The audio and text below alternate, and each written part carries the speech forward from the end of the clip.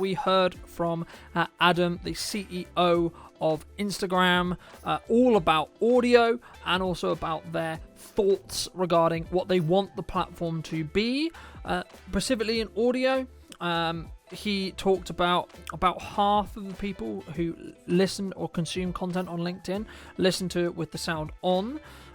So this is more likely to generate attention and increase the likelihood you're going to get likes, shares, and overall increase the numbers on your posts. So potentially look to use some audio when creating for Instagram.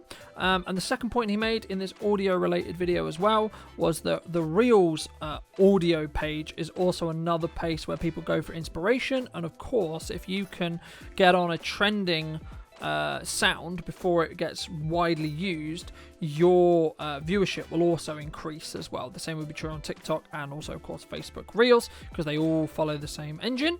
But things to be aware of, or a thing to be aware of, is your content will get muted, and you could actually get your content taken down, and or run into some issues if you do use copyrighted music. So it's a balance, and sometimes to critique Instagram slightly and TikTok slightly, a trend will kind of pop off, and then the licensing rights either for the song or the remix, etc., will be either revoked or changed, so that when you have a trending thing that really did really well, it can get muted and then removed, which I find quite irritating. So for me, I agree with what Adam's saying here in regards to you should use audio.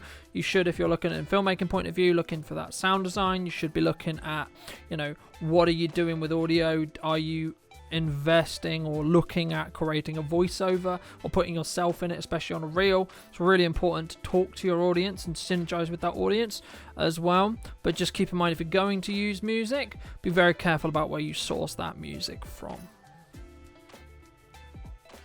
Also, in another video that he did this week as well, he wanted to talk, and he got the question about saying, are they trying to be an entertainment platform or a friends being able to synergize together and connect together platform? And the crux really was he was trying to be kind of the in the middle point, right? So he was trying to connect people and connect friends that share interests. Now, I guess you could say, or the counter argument could be, that maybe they're trying to be not really in either camp, and maybe that's actually going to be a challenge for them or a concern for them, because it means you're not really all inning. You're not really being in a position where you can be the quote-unquote go-to place for entertainment, go-to place to talk to friends. Because in the video, he said, well, if you're going to talk to someone as a friend, maybe using WhatsApp or another messaging app, etc., would be more valuable than Instagram.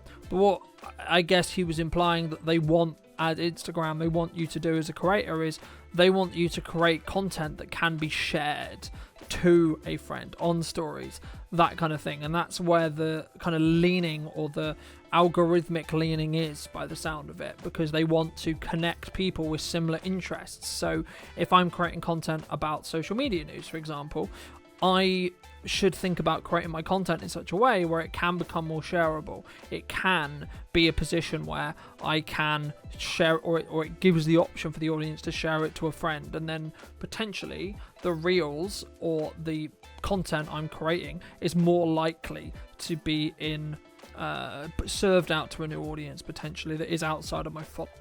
I also read a couple of articles today, this week as well, about how to boost engagement on Reels.